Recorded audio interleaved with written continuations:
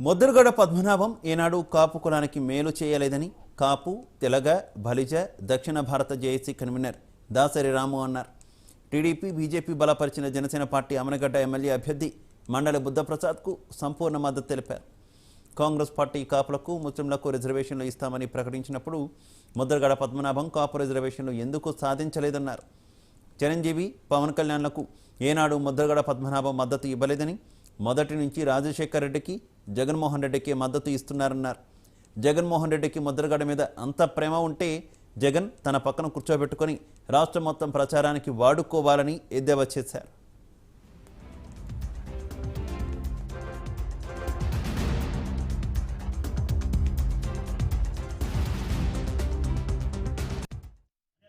BJP అధ్యక్షులు కూడా మరి కేంద్ర సపోర్ట్ కూడా తీసుకుంటూ అదేవిధంగా తెలుగుదేశం, జనసేన, బీజేపీ ఐక్యతతో ఆంధ్రప్రదేశ్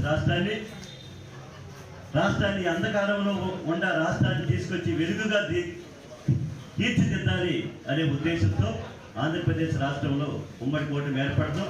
ఆ క్రమంలోనే భాగంగా అమరగడ్డ నియోజకవర్గంలో జనసేన పార్టీగా మండలి బుద్ధప్రసాద్ గారు నుంచోటం, అదేవిధంగా వల్లభనేని బాలశౌరి గారు నుంచోటం కూడా జరిగింది. అమరగడ్డ నియోజకవర్గంలో గతంలో చూసుకుంటే ఇద్దరు కాంబినేషన్లు కూడా వీరు శాసనసభ్యులుగా, ఆయన పార్లమెంట్ సభ్యులుగా ఉన్నప్పుడు కూడా అమరగడ్డ నియోజకవర్గంలో ఎంతో అభివృద్ధి సంక్షేమ కార్యక్రమాలు, పథకాలు కూడా అందిన సందర్భాలు కూడా ఉండే.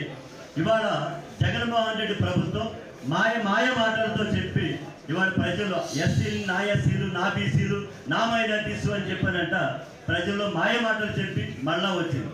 2019 సంవత్సరం అట్లాగే మాయ మాటలు చెప్పి నా ఎస్సీలు, నా సోదరులు, అక్క, చెల్లి, తమ్ము అని చెప్పానంట అందరి నెత్తి మీద కూడా చేతులు పెట్టి ఇవాళ అంధకాలంలోకి నెట్టేసింది. ఎస్సీల మీద ఎస్సీ ఎస్టీ కేసులు పెడుతూ అదేవిధంగా బీసీల మీద అనేక మంది బీసీని, మైనారిటీస్ని కూడా ఇబ్బంది పెట్టిన సందర్భాలు కూడా 5 సంవత్సరాలు కూడా చూసుకున్నాం.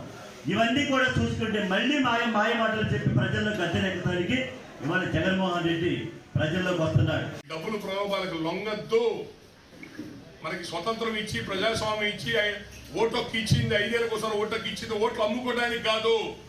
మంచి వ్యక్తులకు ఓటు వేయించుకొని గెలిపించుకొని మన ప్రభుత్వం, మన వ్యవస్థని బాగు చేసుకోవడానికి, మన అభివృద్ధి చెందడానికి ఈ ఓటొక్కి ఇచ్చారు. దాన్ని సద్వినియోగం చేసుకోండి. ప్రలోభాలకు లొంగబాకండి. కాపులు, బీసీసీ, మైనార్టీ కులాలు మనందరం ఒకే జాతి. ఏ జాతి అంటే అణగారిన జాతి.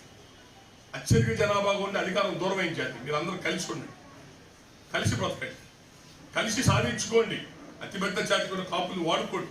20% పైన జనాభా ఉన్న కాపుల్ని వాడుకోండి. మిమ్మల్ని బీసీసీ కులాలని మా భుజస్కంధాల మీద ఎక్కించుకొని మిమ్మల్ని ముందు తీసుకెళ్తాం. మేము రాజ్యాధికార స్థానంలో అందరం కలిసి పనిచేద్దాం. రేపు ఎలక్షన్లో సోమవారం ఎలక్షన్ వచ్చింది, సోమవారం సెలవు వచ్చింది, శని ఆదివారాలు కలిసి వస్తాయి. 3 రోజులు సెలవులు వచ్చినాయి. తిరుపతి కొండకి వెళ్దామా, పిల్లలకి ఎండాకాలం సెలవులు ఇచ్చారు, తీర్థయాత్ర పోదాం, పిక్నిక్లు పోదామా చేయబాకండి. ఓటు హక్కు వినియోగించుకోని వ్యక్తి వాడు చచ్చిపోయినతో సమానం. మీ ఓట్లు ఉన్నాయి లేవో చూసుకోండి. రేపు రాష్ట్రంలో ఎక్కడ జరిగిన దుర్మార్గ ఎలక్షన్, దౌర్జన్య ఎలక్షన్, డబ్బుతో కూడిన ఎలక్షన్ జరగబోతుంది. పెట్టాపురంలో ఆయన ఓడించాలని బరిదెగించారు. 100 కోట్ల డబ్బు తీసుకొచ్చి. దయచేసి అది గ్రహించండి. అధికారమే పరమావధిగా పోతున్నారు. ఇది కరెక్ట్ కాదు. ఒకప్పుడు రాజకీయాలు ఇట్లా లేవు. ఇదే బుద్ధప్రసాద్ గారు 30-40 సంవత్సరాల నుంచి రాజకీయాలు ఉన్నారు. ఈ కోట్ల రూపాయల డబ్బు తెలుసా అండి? ఆయన దగ్గర ఉన్నాయా? నిన్నగా మొన్న గెలిచిన వాడి దగ్గర 100 కోట్ల డబ్బులు ఉంటున్నాయి.